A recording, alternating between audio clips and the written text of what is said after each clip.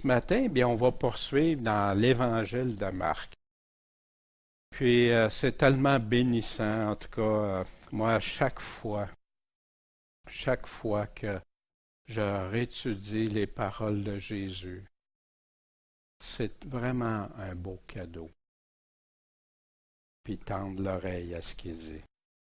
Ça fait que ici, c'est la page avec le texte de l'Osterval 1877, une Bible avec des passages parallèles. Le rappel, qu'est-ce que tu nous as dit dans ton chapitre 3? Ça nous parlait de la popularité de Jésus, hein? Le monde le suivait de partout, même des fois, ça représentait centaines de kilomètres à pied ou dans des situations. Mais tout ça provoquait quoi? La jalousie des chefs religieux, puis ça les poussait à tendre des pièges, à vouloir piéger. C'est-tu l'amour de Dieu qui pousse à ça? Puis la même chose, nous-mêmes, quand on entend des personnes, avant de tomber dans tout repousser puis de la haine, non, on écoute ce qu'ils disent. C'est-tu vrai? Amen. C'est pas vrai? Non. Mais est-ce que je dois avoir de la haine puis tenter de les piéger pour ça? La guérison de Jésus au jour de sabbat, ils ont essayé de le coincer avec ça. Mais Jésus, qu'est-ce qu'il a fait? Il a été indigné. Indigné, puis attristé en même temps de voir comment il réagissait, au lieu d'aimer son prochain, puis d'aimer voir Dieu. Mais ils ont été bien pires que ça. On va le voir dans quelques instants. Jésus, qui avait été mis, c'est-à-dire qui s'est mis à l'écart de lui-même, puis il demandait à avoir une place à une barque même pour pouvoir se retirer ou aller dans des endroits. Puis le repos est nécessaire. Moi, avant, je pensais qu'il fallait toujours rouler à fond de train. Non, quand tu roules toujours à fond de train, tu t'épuises, puis tu n'as plus les ressources. Puis non seulement quand tu te reposes en Jésus, en Christ, qu'est-ce que tu vas faire? Tu vas prier aussi. Tu vas être dans la joie de ton maître, dans la paix. La paix que les gens ne trouvent plus aujourd'hui, on la retrouve en Christ, mais il faut arrêter. Il faut se reposer. Jésus a établi ses 12 apôtres. Jésus qui a chassé les esprits immondes. Puis là, ça a provoqué qu'ils s'en sont servis, ces chefs religieux-là, pour blasphémer l'Esprit de Dieu. Puis c'est quoi le blasphème de l'Esprit selon les paroles de Jésus? C'est de dire que Jésus était animé de l'Esprit du malin. C'est ça le blasphème de l'Esprit que Jésus nous a clairement établi. Puis que c'est ça, que ce que Dieu faisait, Dieu le Père, agissant en Jésus, il attribuait ça au malin. Wow! Puis, la conclusion de ce chapitre-là, quiconque fera quoi la volonté de Dieu, celui-là est mon frère, ma sœur et ma mère. Jésus mettait une explication très claire, puis ça revient tout au long de l'Évangile, celui qui va faire la volonté du Père. Puis il y en a qui limitent ça à juste dire Jésus, t'es mon Seigneur et Sauveur. Non, mais la volonté, Jésus nous la répète partout, la mise en pratique de sa parole, puis on va le voir dans le prochain chapitre. Marc 4. Fait qu'on débute ce chapitre-là. Jésus se mit encore à enseigner. Tu sais, des fois, il y en a, c'est trop, tu sais. Jésus se mit encore à enseigner près de la mer. Et une grande multitude s'était assemblée auprès de lui. Il avait soif, ces gens-là. Ils ne savaient pas encore de quoi, mais ils avaient soif. Il monta dans une barque où il s'assit et tout le peuple était à terre sur le rivage. Vous savez, aujourd'hui, on sait très bien que qu'est-ce que ça fait quand tu es sur l'eau. La parole, tu peux être dans une chaloupe, puis toute la parole sur un lac se répand. Ça amplifie, le son porte sur l'eau, les ondes. Et il leur enseignait beaucoup de choses. Mais comment? Par des similitudes. Ou vous allez voir paraboles, exemples. C'est tout des synonymes. Des similitudes, ça veut dire quoi? Quelque chose qui ressemble, tout simplement. Puis il leur disait dans ses instructions, il enseigne encore Jésus, hein, dans ses instructions, oui, c'est important. Par beaucoup d'exemples. C'est une des méthodes d'enseignement privilégiées. Quand tu enseignes par exemple, ça, on va voir qu'est-ce que ça apporte. Si tu prends une image connue, que les gens ne sont pas obligés de décortiquer tout ce que l'image peut représenter, une image visible, tu prends quelque chose que tu peux voir.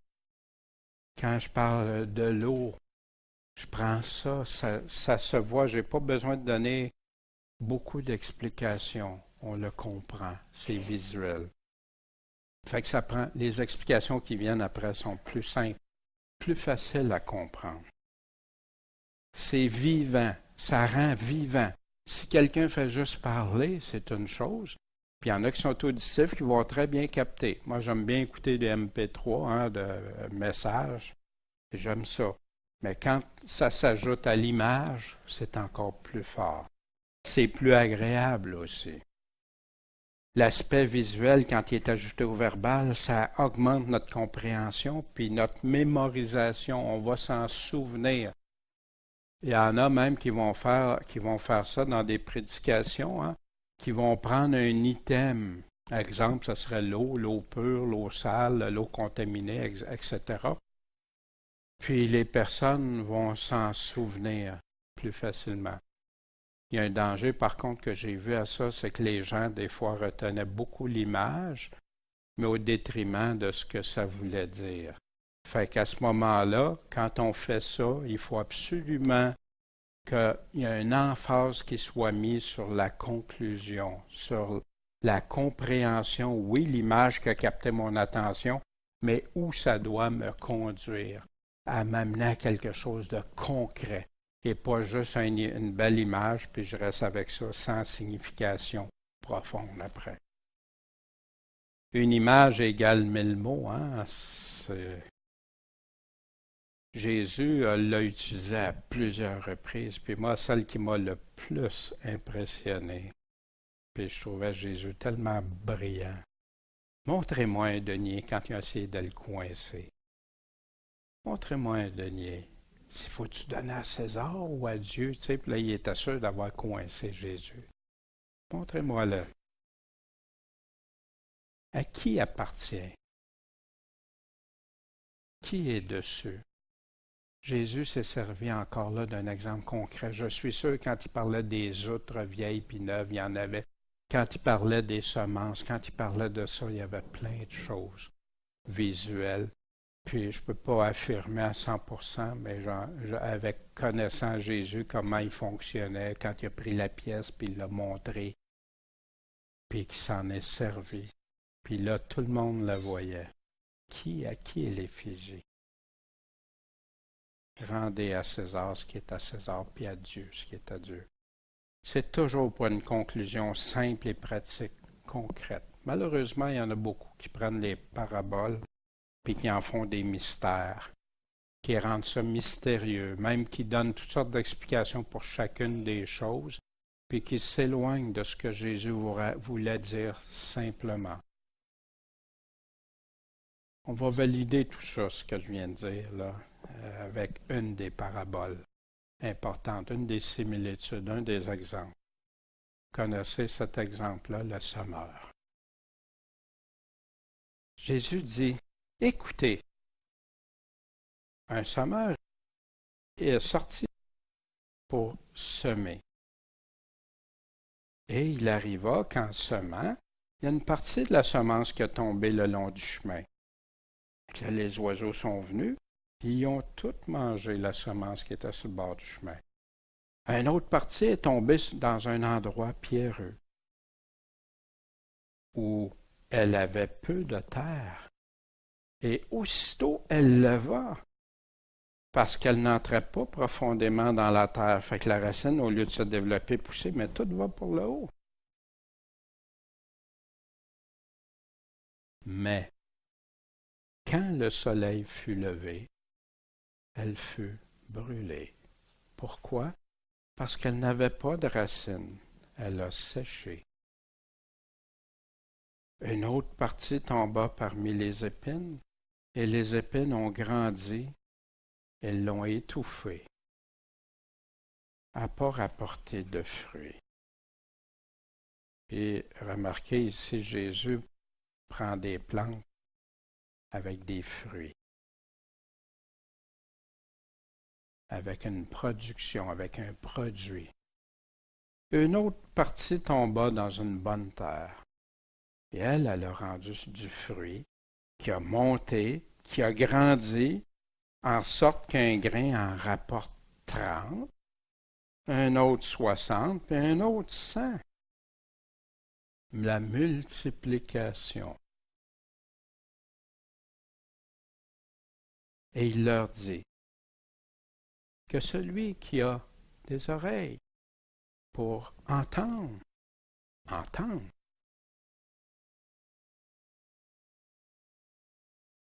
Jésus répète ça souvent, très souvent dans l'Évangile.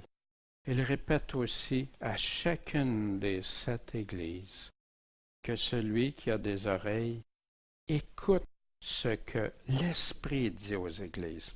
Vous savez, c'est étrange parce qu'il y en a beaucoup qui modernes qui disent « Ben moi, c'est l'Esprit qui me conduit. » Oui, l'Esprit t'a conduit, mais à partir de ce qu'il a dit aussi l'Esprit. L'Esprit ne prendra pas quelque chose pour se contredire. L'Esprit et la parole sont ensemble et l'Esprit va me faire comprendre. C'est qu'est-ce qui dit l'Esprit? Ben, on les a dans les 7 églises.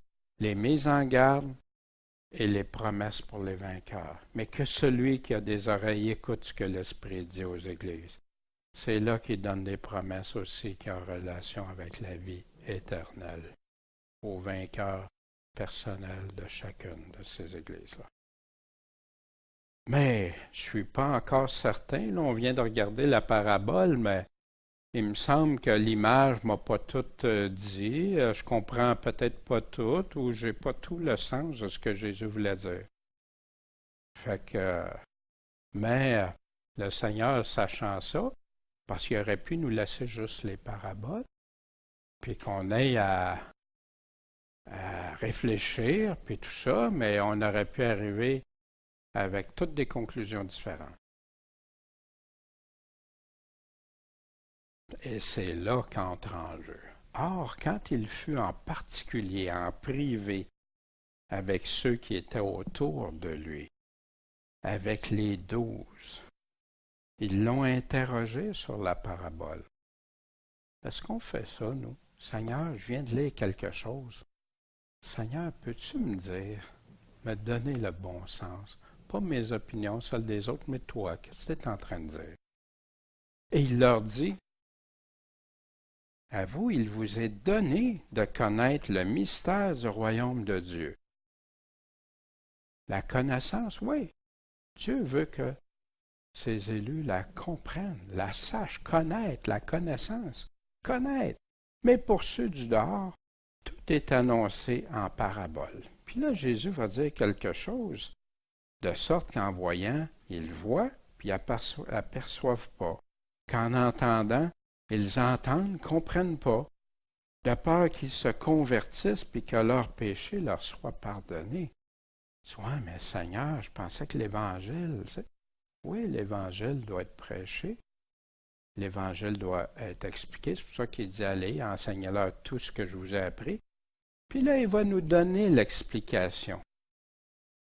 Puis on va savoir à la fin de la parabole pourquoi aussi qu'il y en a qui ne le connaîtront pas. En passant, ça, Jésus, c'est une des prophéties de l'Ancien Testament. Dans Ésaïe, dans d'autres livres, on parle de ça. Ils vont voir, des yeux pour voir, mais ils ne verront pas, puis ils vont entendre, puis ils n'entendront pas. On va voir pourquoi. Fait qu'il leur répond, N'entendez-vous pas cette similitude? N'entendez-vous pas? Il sait qu'ils l'ont entendu. Ne comprenez-vous pas? Et comment vous allez comprendre, entendre toutes les autres? Pourquoi Jésus dit ça de celle-ci? Puis c'est juste à celle-là qu'il dit ça. Comment, à partir de celle-là, comment tu vas entendre les autres paraboles? En tout cas, pour ma compréhension, c'est la base, la fondation même que Jésus veut qu'on ait, puis qui nous aide à comprendre les autres qui vont venir après. Les autres exemples qu'il va nous donner. Le semeur sème la parole. La parole qui est l'enseignement de Jésus, sa doctrine. C'est étrange aujourd'hui que les gens mettent sa doctrine de côté, ils mettent l'amour, l'unité, mais sans sa doctrine, ça ne marche pas. C'est toujours selon sa doctrine, sa vérité. Ceux qui sont le long du chemin, ce sont ceux en qui la parole est semée. Mais aussitôt qu'ils l'ont entendue, Satan vient puis enlève la parole qui avait été semée dans leur cœur. Elle a été là, la semence. Ils l'ont entendue. Mais ça n'a aucun développement. Le malin vient chercher ça. Puis il se laisse faire. Hein? De même, ceux qui reçoivent la semence dans des endroits pierreux, fait que là, il nous donne l'explication. Ce sont ceux qui, ayant entendu la parole, la reçoivent d'abord avec joie. On comprend bien, la semence, c'est la parole de Dieu, les paroles de Jésus, sa doctrine, ça c'est la semence. La terre représente toujours quoi? Le cœur. Dans quel cœur elle tombe? Puis on va voir la confirmation de ça par Jésus dans quelques instants. Fait qu'ils la reçoivent avec joie. Hein? Pas de racines, la pierre est là, ça pousse vite. Ils n'ont pas de racines en eux-mêmes. Ça dure un moment. On n'a pas de définition du temps. Il y en a que ça peut être quelques jours, il y en a que ça peut être quelques mois, quelques années. Mais c'est quoi qui vient changer ça? Quand il y a une affliction ou de la persécution qui survient, en passant, il dit pourquoi ici? Pour la parole, pour l'enseignement de Jésus. Quand tu prends position pour Jésus, où Jésus dit, c'est ça, ne te laisse pas séduire, vive comme le monde. Non, ça, c'est pas correct. Puis que là, ben ouais, mais mes amis vont me rejeter, je vais me faire mettre de côté, ils vont me rejeter, puis ils vont me faire du mal, ils vont parler contre moi, ils vont même, peut-être, il y a des pays, ça va physiquement actuellement, ils perdent tout. Fait que là, ils sont scandalisés aussitôt. Qu'est-ce que ça veut dire, aussitôt scandalisé? Scandalisé, c'est une occasion de chute, une apostasie, tomber, laisser, abandonner la foi.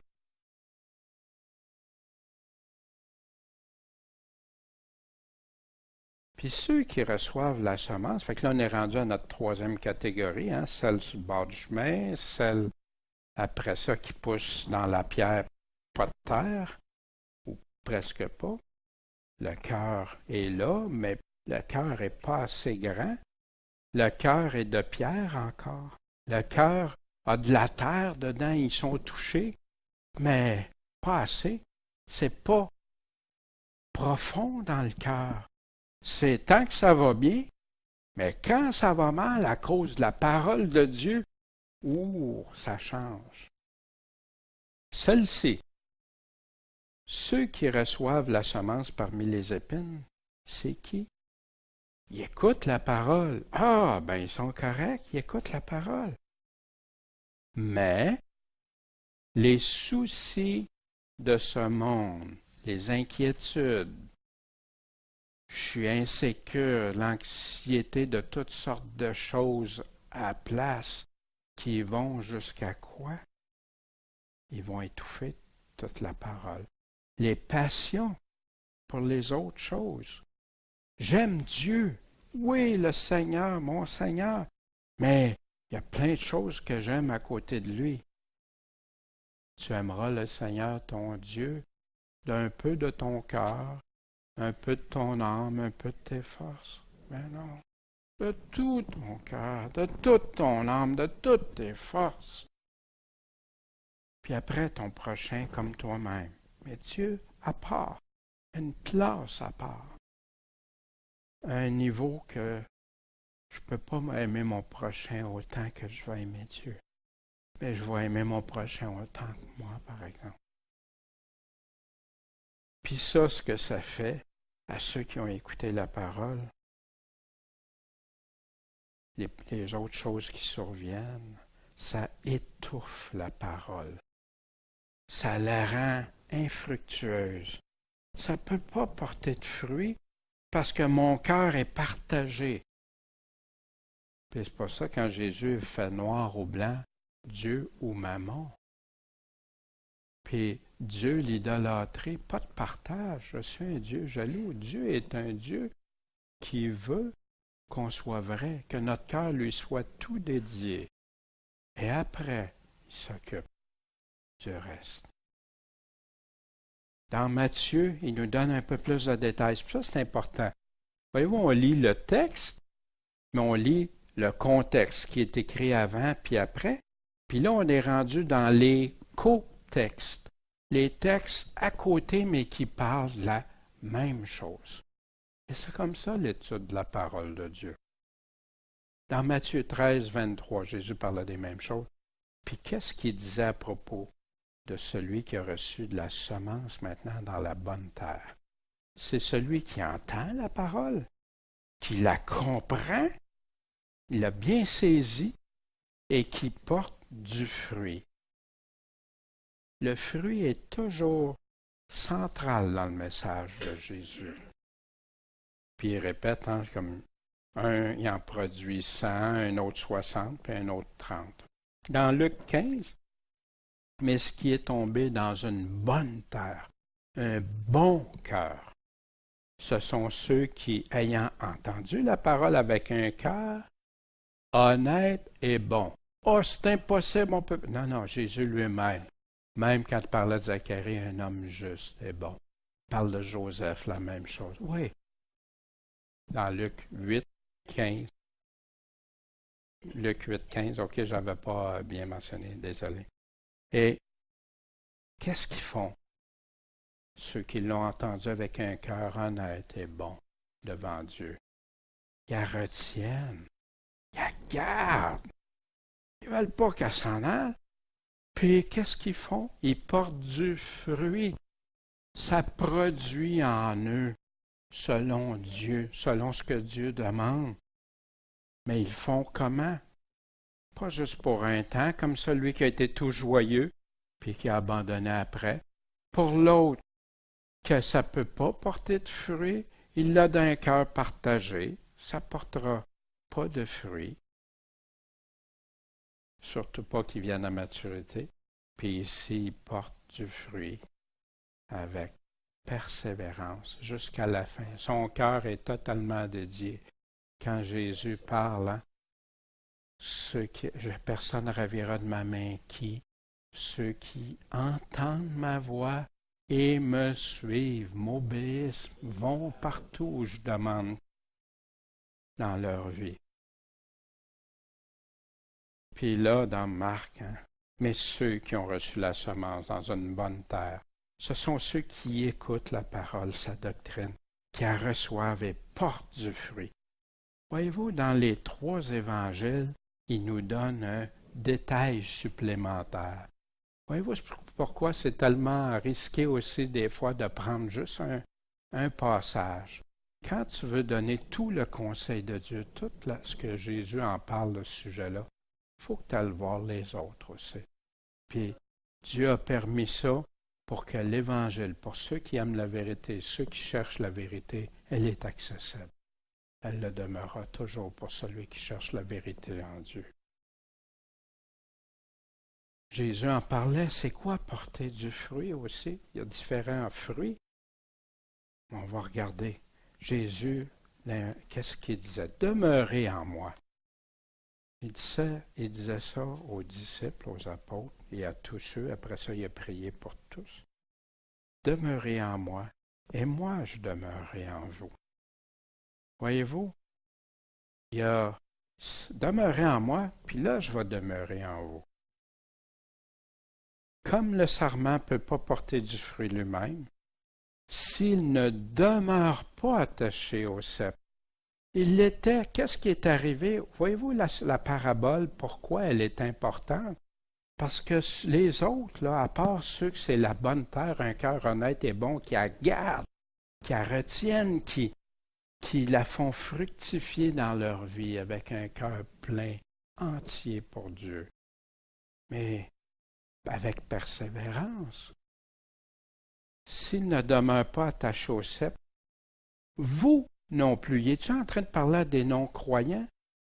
Vous non plus. Si vous ne demeurez en moi, il place sa condition. Il ne contredit pas sa parabole des sommeurs, au contraire, il la confirme. Je suis le cep, et vous les sarments. Celui qui demeure en moi et en qui je demeure porte beaucoup de fruits. Un chrétien qui porte 0 fruit, grosse interrogation, parce que ça va porter des fruits. Ça ne veut pas dire en passant, comme des fois ça nous est présenté avec grand succès, puis tout ça, non. On parle des fruits de repentance, des fruits de l'esprit, des fruits de repentance qui vont t'amener à enlever tout dans ta vie qui marche à contraire à la volonté de Dieu. Des fruits de l'esprit qui vont te donner la paix, une justice qui va te rendre plein d'amour pour ton prochain, même tes ennemis. Et tout. La parole nous le décrit. Ce matin, le but, c'est pas aller voir tout ça. On l'a vu déjà, puis on va le revoir dans d'autres parties de l'Évangile. Mais porter le fruit que Dieu veut. Celui qui demeure en moi et en qui je demeure. Oui, il répète. Jésus, regardez juste le mot demeurer, comment Jésus le répète souvent. Porte beaucoup de fruits. Parce que sans moi, vous pouvez rien faire. Ouais, mais comment ça se fait qu'il y a des sectes, il y a des religions, puis ils font plein de choses? Ouais, mais c'est pas selon Jésus. Ils peuvent faire plein de choses, mais jamais selon Dieu. Paul portait du fruit.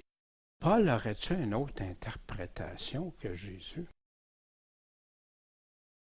Dans Philippiens 1:11, étant rempli par Jésus-Christ, demeurez en lui, étant en lui, des fruits de la justice et à la gloire et à la louange de Dieu. Colossiens 1:10, de telle sorte que vous vous conduisiez d'une manière digne du Seigneur, pour lui plaire quelquefois, non, en toutes choses, portant des fruits en toutes sortes de bonnes œuvres. Hein? Les œuvres, non, c'est la grâce seulement. Non. La grâce de Dieu nous fait produire des bonnes œuvres selon Dieu qui a préparé. Et grandissant, croissant dans la connaissance de Dieu, oui, quand tu t'attaches, quand tu portes des fruits, quand tu la mets en pratique, tu as de plus en plus une connaissance de Dieu. Tu comprends qui Dieu est, tu comprends. On ne comprend pas tout, on va le connaître quand on sera face à face, mais en attendant, il nous donne de le connaître, de connaître sa volonté pour nous. On ne peut pas tout connaître Dieu, mais on peut connaître sa volonté pour nous. Oui, c'est ce qu'il nous dit de faire. C'est une directive. Pourquoi est-ce que Jésus met tant d'importance pour toi, pour moi, pour les assemblées? Quel genre de terre est mon cœur? Quel type de terrain? Dans quelle des 4 catégories? C'est ça que Jésus amène avec un exemple concret, simple, d'une plante. Quel fruit dans ma vie reflète Dieu? Si je ne le sais pas, je dois aller à Dieu, aller dans sa parole. Pas me culpabiliser en me mettant des fruits qui ne sont pas selon ce qu'il dit. Non. Mais pas en rejetant tout, pas en me disant, ben, moi, pas de fruits, c'est pas grave. Non. Quel fruit? Qu'est-ce que ça a changé dans ta vie depuis que tu l'écoutes? Depuis que tu mets en pratique? Ça veut-tu dire que tu vas tout mettre en pratique tout instantanément? Non, il y a un cheminement de progrès en progrès. Mais qu'est-ce que Dieu a changé en toi, que toi tu reconnais, puis que d'autres aussi vont reconnaître? Le fruit, là, ça pousse-tu instantanément?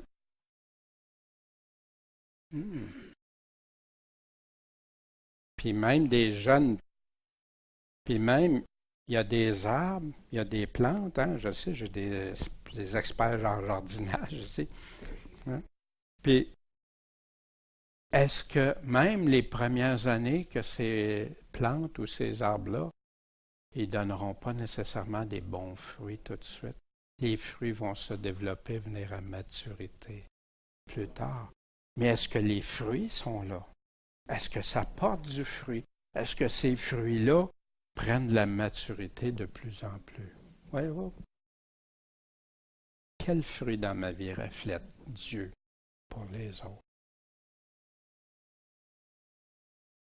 Aimer notre prochain, aller l'aider, sont des fruits de Dieu.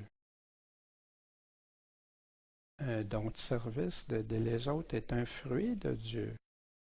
Un don d'aider au niveau spirituel, d'aider au niveau monétaire pour certains, d'aider au niveau physique. Peut-être il y en a qui ont des dons très forts dans ça. Des dons de parole, des dons d'exhortation, toutes sortes de dons. Lesquels? Ça fait partie, ça. Pourquoi est-ce que c'est important? Parce que Jésus nous a dit une chose. Comment reconnaître le vrai du faux? C'est par les fruits.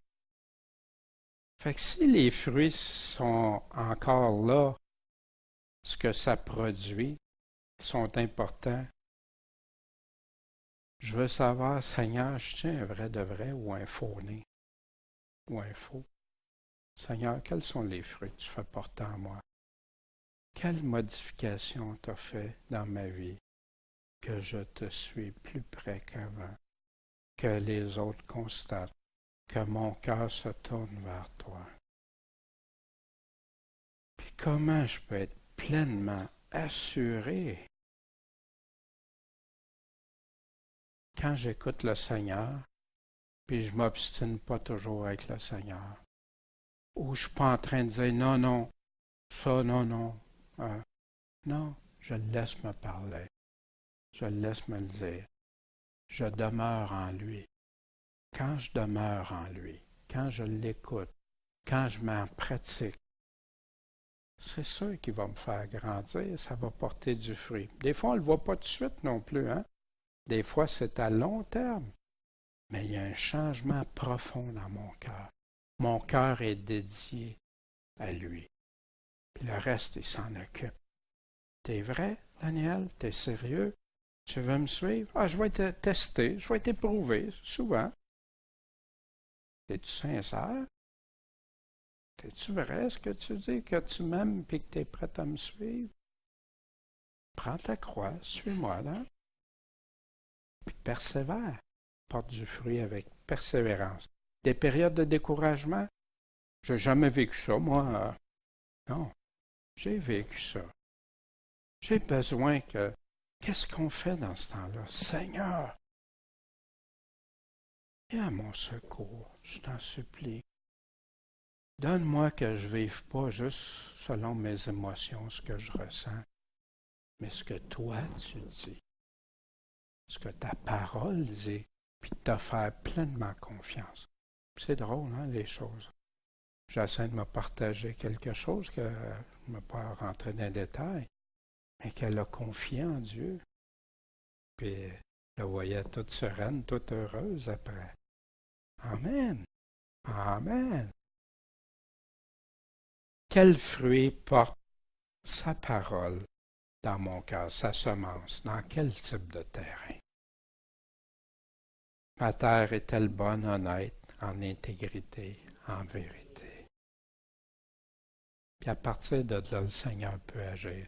Si mon cœur est tortueux, n'est pas bon et honnête, il nous le dit qu'est-ce qui arrive aux trois autres catégories. Il y a juste le quatrième que Jésus a dit qui porterait du fruit. Continue au verset 21. Il leur disait encore, il rajoute à ce qu'il vient de donner de la semence des paraboles. En passant, est-ce que la semence, c'est clair, la compréhension de ça? Moi, je suis tellement content quand les disciples ils posent des questions. Vous le savez, à toutes les fois, ils ne comprenaient pas. Je suis tellement content parce que je vais être sûr. Puis après, ils nous donnent l'explication. Il leur disait encore, apportons une lumière pour la mettre en dessous d'un boisseau ou en dessous d'un lit, en dessous d'un boisseau, en dessous d'un couvert, ou en dessous d'un lit. On amène dessus la lumière. Surtout que la lumière, dans ce temps-là, c'était à l'huile ou à chandelle, ou des choses. N'est-ce pas pour la mettre sur un chandelier ou sur quelque chose qui va être en évidence? Parce qu'il n'y a rien de secret qui doit être manifesté. Puis il n'y a rien de caché qui ne doit venir en évidence. Wow, il n'y a pas de secret qui ne sera pas manifesté, puis il n'y a rien. Puis là, il rajoute cette petite phrase, toute simple. Toute simple, mais tellement lourde de sens quand on s'y attarde. Si, une condition, si quelqu'un a des oreilles pour entendre, qu'il entende. T'as-tu un cœur bon et honnête pour entendre? Puis la retenir, la garder, puis la mettre en pratique. C'est à ça qu'il fait allusion. Il leur dit encore, il en rajoute. Prenez garde, faites attention, soyez prudents.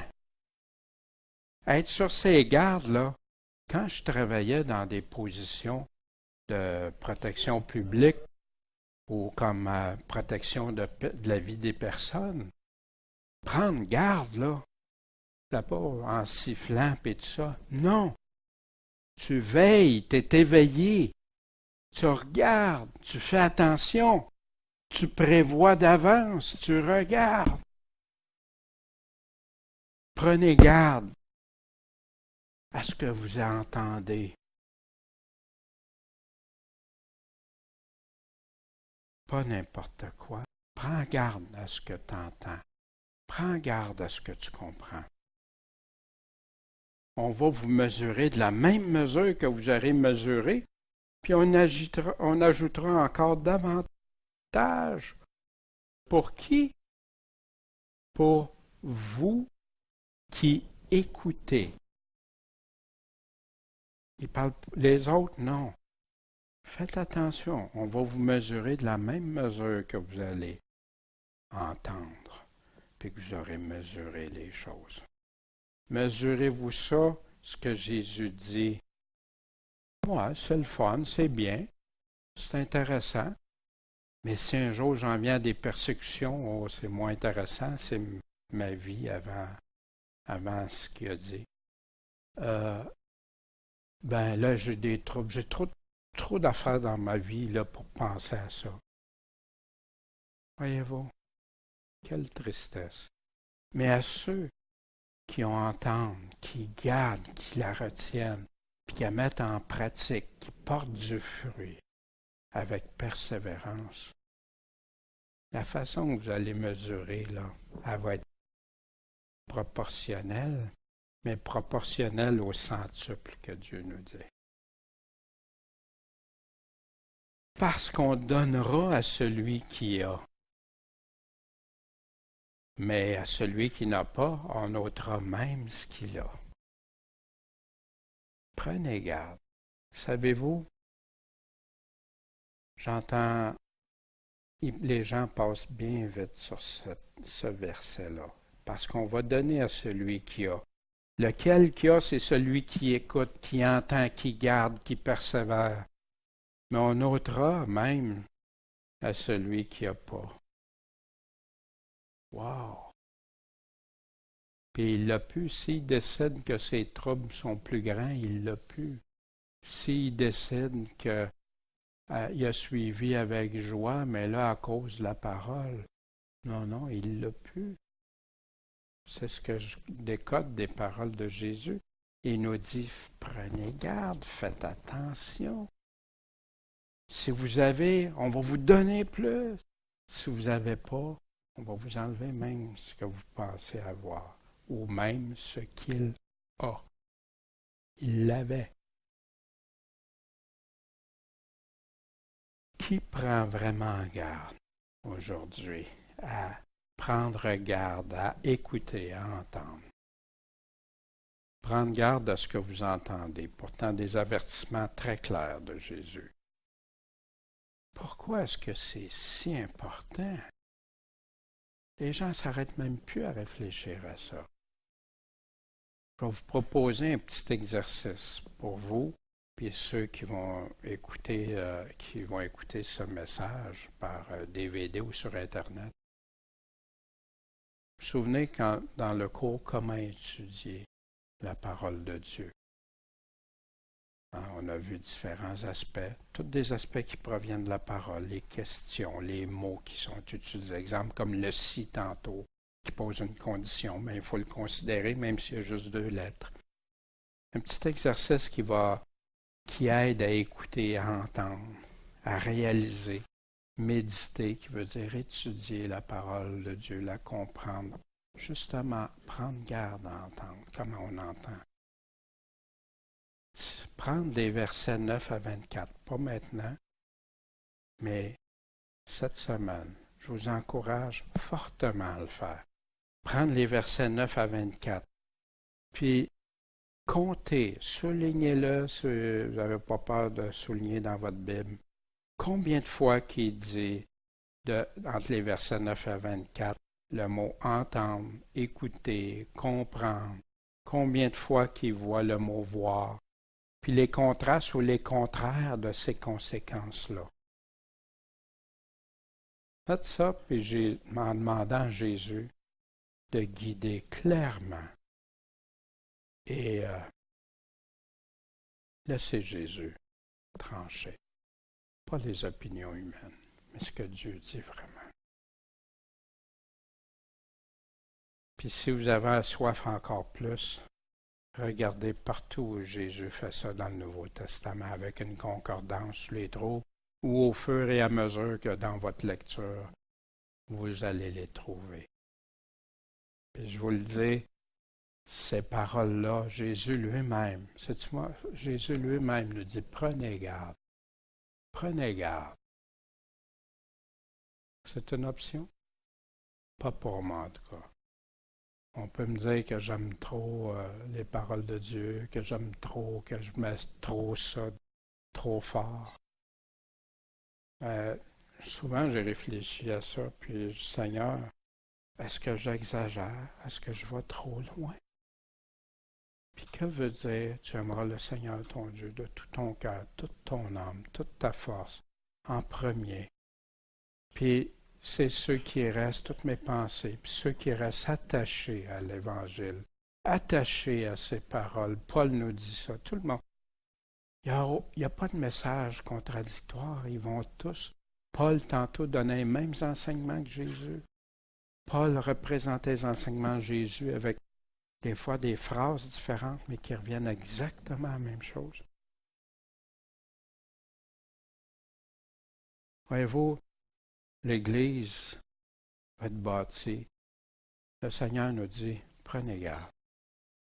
Les apôtres nous disent, prenez garde. L'Église, normalement, au travers des siècles, disait, prenez garde.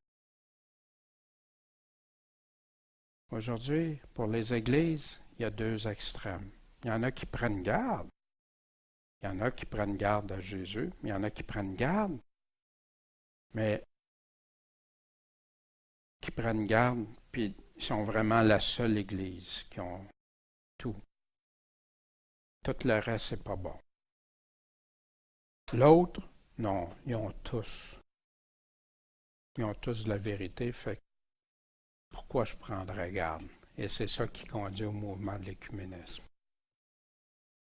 Mais prendre garde, souvent, c'est prendre garde, malheureusement, c'est aux dénominations ou aux courants modernes. Non, non, la doctrine, mais quand tu regardes, c'est-tu la doctrine de Christ? Ou d'où vient-elle, cette doctrine-là? Est-ce qu'elle vient des hommes ou vraiment de Dieu?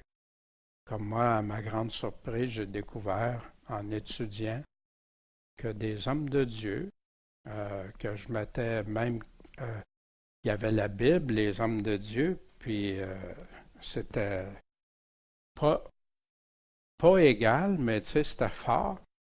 Puis que tu regardes que de certains de ces hommes de Dieu-là, ils prenaient de la parole, mais ils s'inspiraient, exemple, d'Augustin, qui appelle Saint-Augustin, qui a dit que la Bible, tu peux l'interpréter allégoriquement.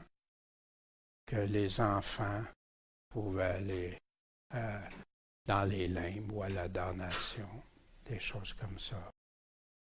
Plein de choses comme ça. Wow! Ça m'a brassé, je vous le dis.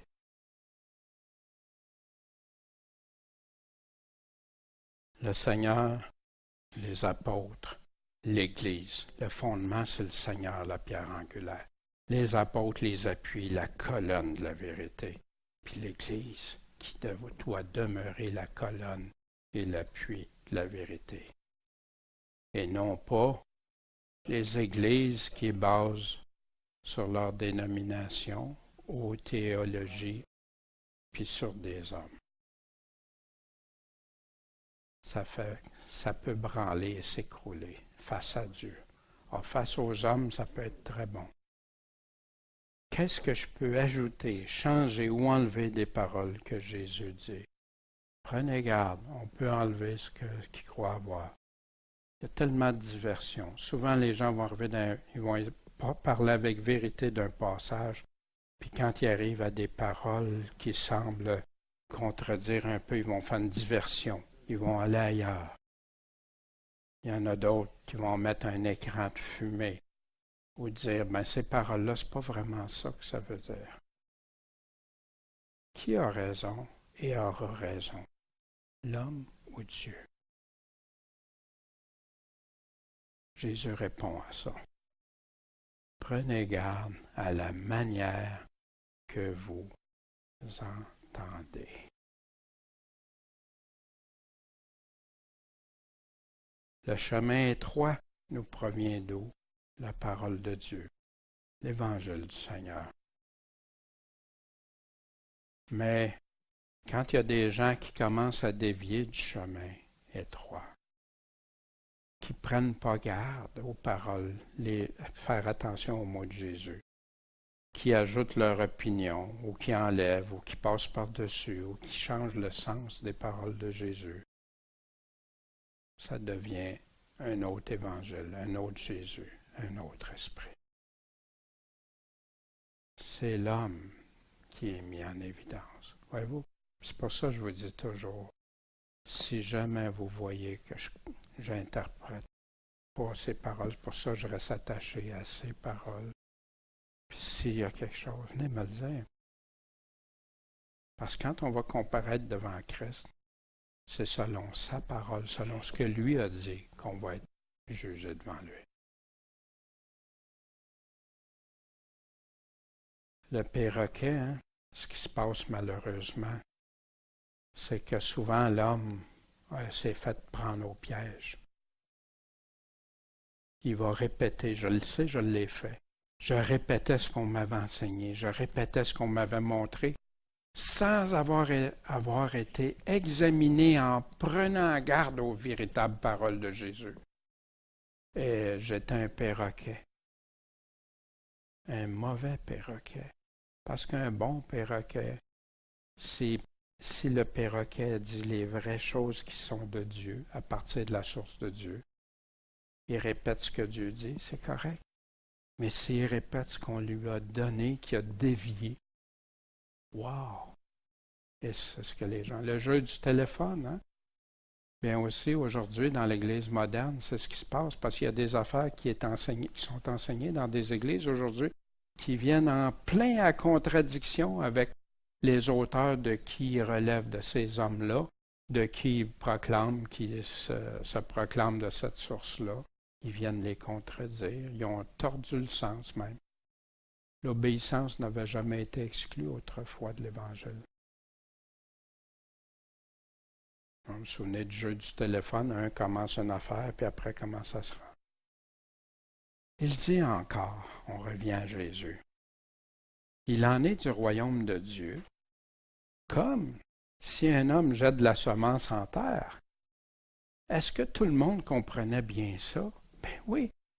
C'était la nourriture, tu mangeais pas, tu n'avais rien, tu n'avais pas d'olive, tu n'avais pas les choses, l'huile, tu n'avais pas. Comme si un homme jette de la semence en terre.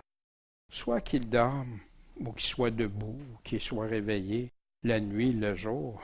La semence, elle germe, puis elle grandit, sans qu'il sache comment. Elle pousse tout seul. Puis en passant, il y a beaucoup d'études, c'est bien intéressant, des fois des documentaires, les plantes, puis tout ça. Ils n'ont jamais éclairci tout ça. Mais c'est intéressant. Fait que même si je ne le sais pas, que j'ai zéro connaissance là-dedans, je mets une semence, ça va pousser. Ça ne veut pas dire qu'elle va être aussi belle et aussi bonne que si, mais elle va pousser. Parce que la terre produit d'elle-même, premièrement l'herbe, ensuite l'épi, puis le grain formé dans l'épi. Hey, imaginez, à part d'une toute petite affaire qui doit mourir avant de produire. Puis quand le fruit est dans sa maturité, on y met aussitôt la faucille parce que la moisson est prête. Fait que là, il est en train de parler du royaume de Dieu, il compare ça.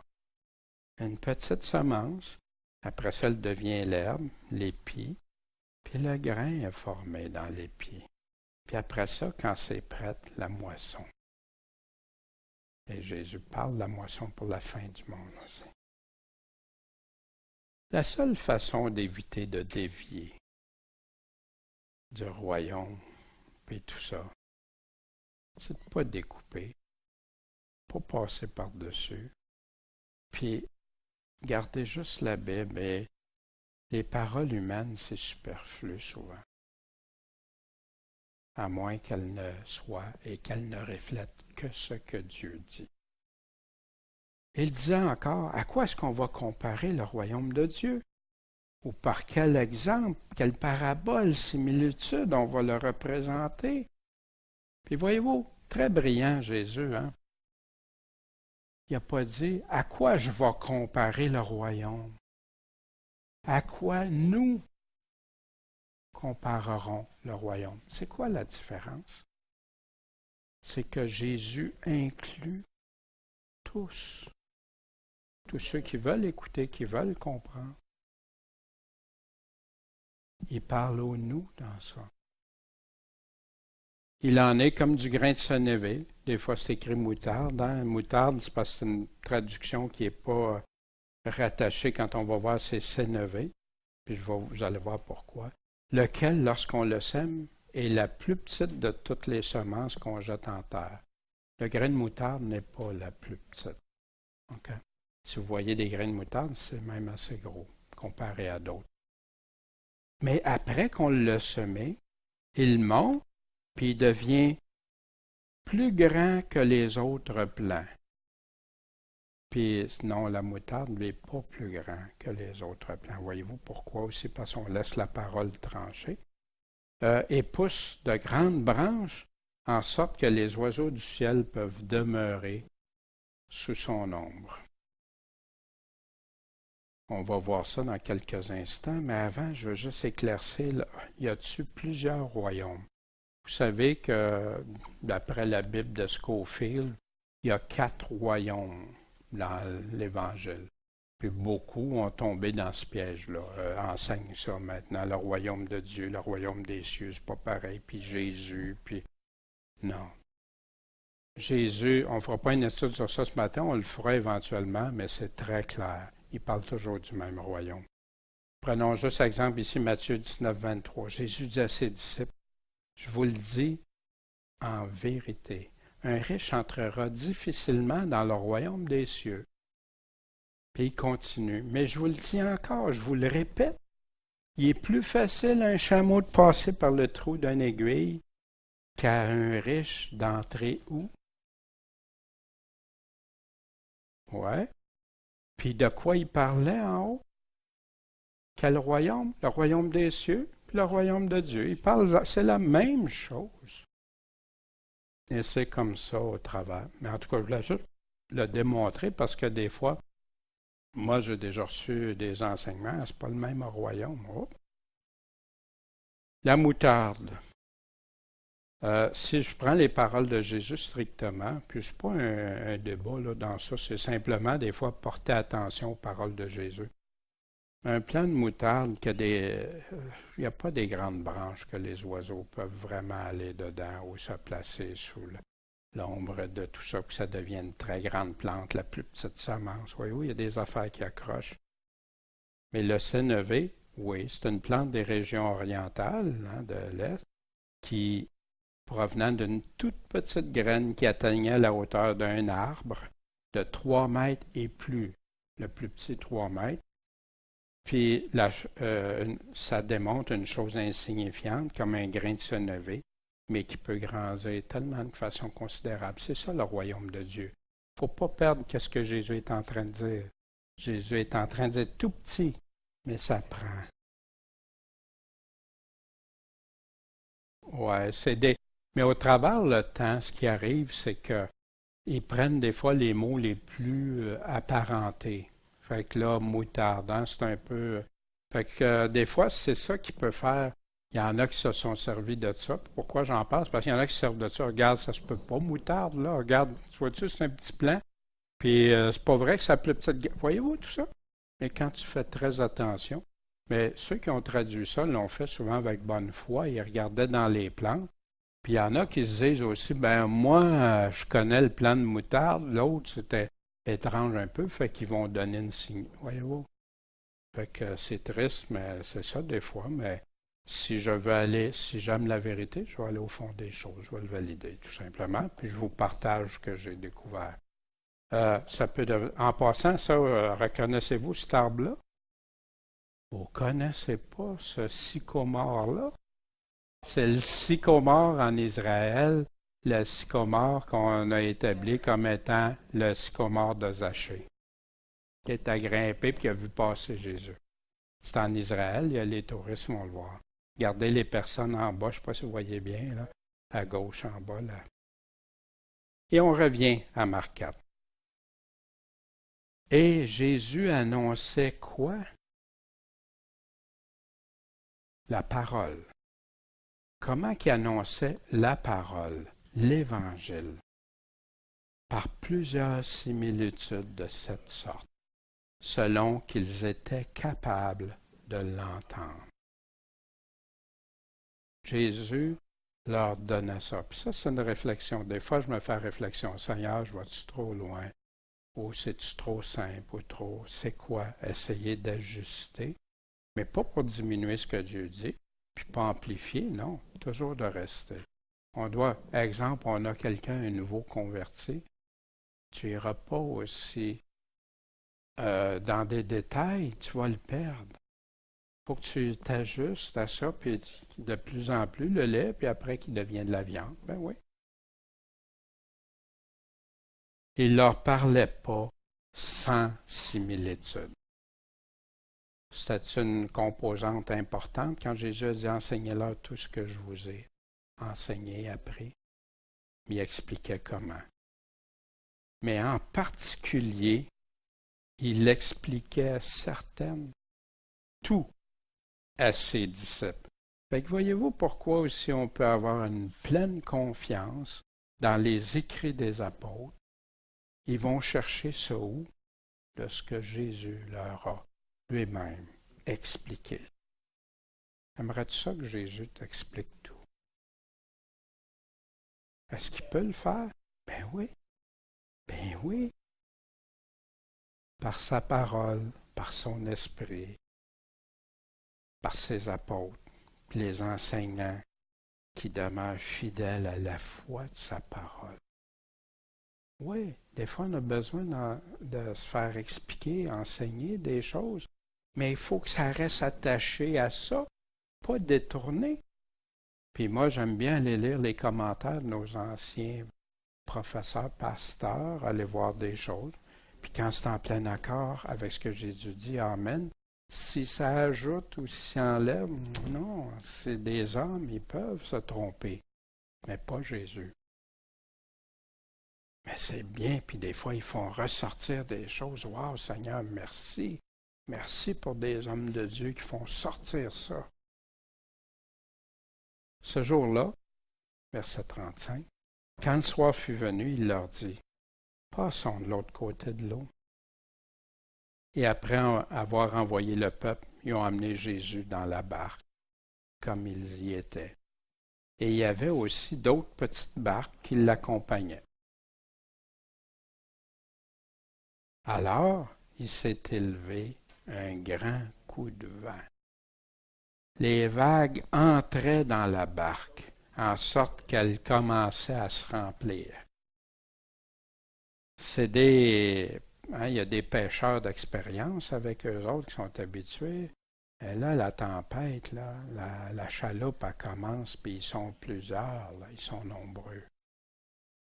Je sais pas, on s'en irait avec Michel dans la chaloupe, on est toute la gang, puis ça commence à arriver, là. On commence à s'inquiéter. Même si Michel peut être le bon conducteur, on peut commencer à s'inquiéter. Quand tu vois l'eau qui commence à te monter. Comment tu dis ça, Raymond? Ah, sur la pierre. Ben, c'est quand tu peux avoir confiance en quelqu'un, mais quand tu vois l'eau qui te monte aux chevilles, après ça, ça commence au mollet, aux genoux, ben là, puis tu vois la barque qui cale de plus en plus. Mais Jésus, lui, était à la poupe. Il dormait sur un oreiller. Il dormait, Jésus. Ils l'ont réveillé, puis ils ont dit, Maître, ça t'inquiète pas qu'on périsse, là, on est en train de mourir, on va mourir, puis toi tu dors. Mais, lui, étant réveillé, il a parlé à qui? Avec autorité. Au vent, et il dit à la mer, tais-toi, sois tranquille. Mettez-vous dans la peau des apôtres, là, les disciples qui étaient avec Jésus, les autres barques autour, qui entendent, qui voient ça. Attends une minute, là, c'est pas vrai, je vois pas ça, ça se peut pas. Il dit à la mer, puis au vent, puis à la mer, regarde, je sais pas. Mais il a parlé, et il se fit un grand calme. Dieu dit, il arrive. Wow! Wow! Puis vous savez, sur la route avec les disciples qui s'en allaient à Emmaüs, vous savez, quand ils ont rencontré Jésus, ils ne savaient pas encore que c'était Jésus. Serais-tu le seul? Tu sais pas, celui à qui il parle, même au vent, à la mer, puis qu'il l'écoute? Ils disent ça en premier, c'est ça qui les a marqués. Wow, gars, qui peut faire ça? Il y en a qui se prétendent des fois des grands prophètes de Dieu, des grands, puis que Dieu leur fait faire des miracles et tout. Mais à date, pas vu personne qui peut faire ça. Tais-toi, sois tranquille. Puis il se fit un grand calme, le vent arrêté. Puis il leur dit,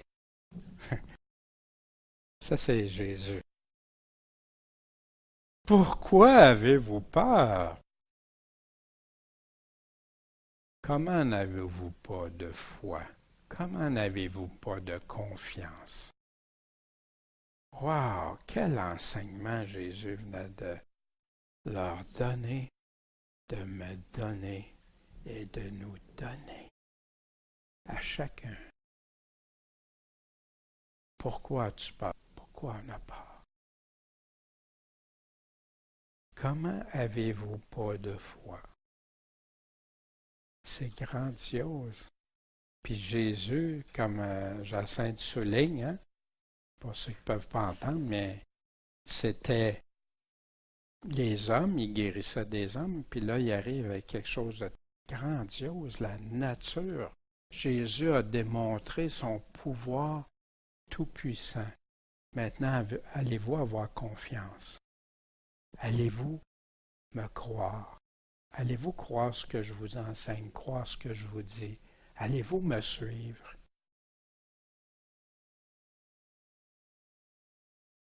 Et ils furent saisis d'une fort grande crainte.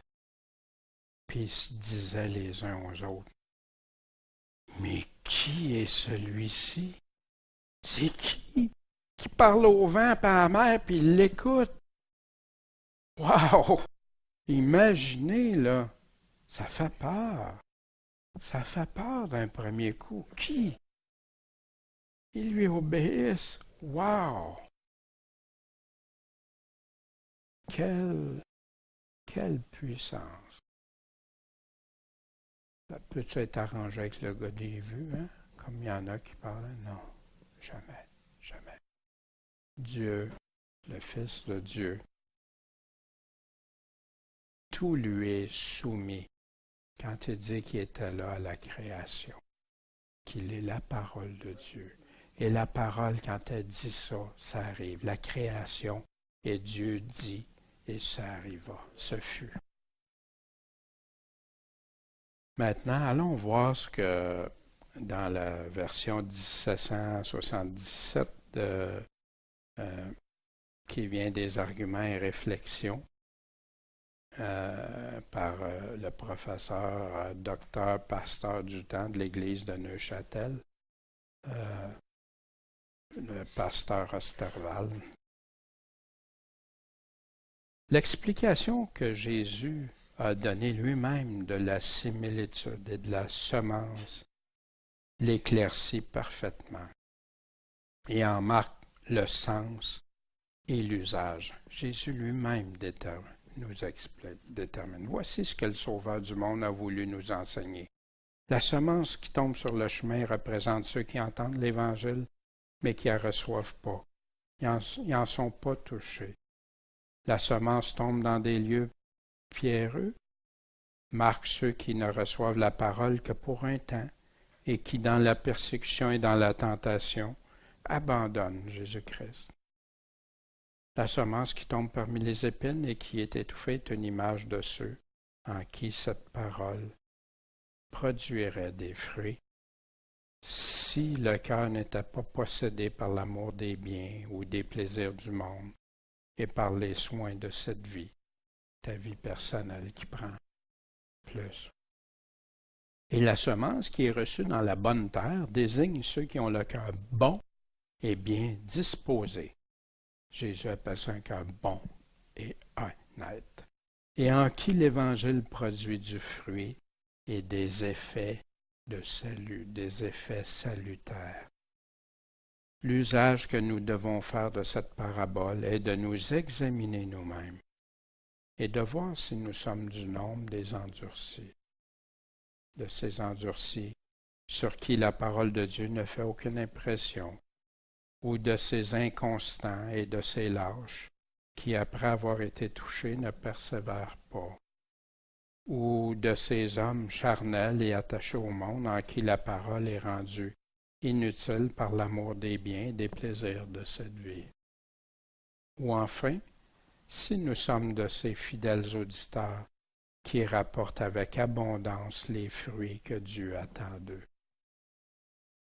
Mettons ces divines instructions dans notre cœur et prenons garde selon que Jésus-Christ nous y exhorte à la manière dont nous les entendons, nous souvenant que Dieu augmente ses lumières et ses dons à ceux qui en font un bon usage, mais qu'il les ôte à ceux qui n'en profitent pas.